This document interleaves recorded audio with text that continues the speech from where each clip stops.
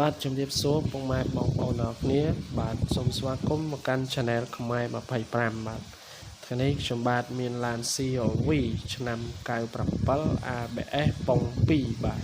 ពណ៌សម្បកអលឹកមួយគ្រឿងបាទឡានជិះលក្ខណៈគ្រួសារលក់ប្រញាប់លុយបាទ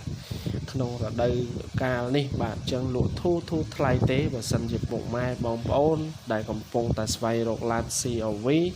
ដែលចង់បានឡានស្អាតជិះលក្ខណៈគ្រួសារ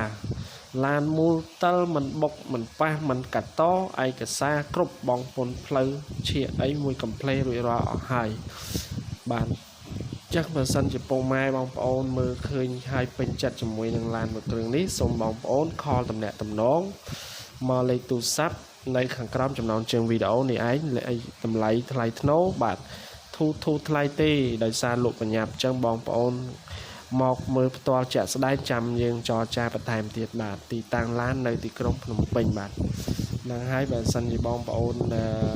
កំពុងតែមើលឲ្យចាប់អារម្មណ៍រស់រាន់ឡើងណាបងប្អូនទាំងអស់គ្នាបាទកុំនៅយូរពីព្រោះឡានលក់ធូរថ្លៃលក់ប្រញាប់ជាង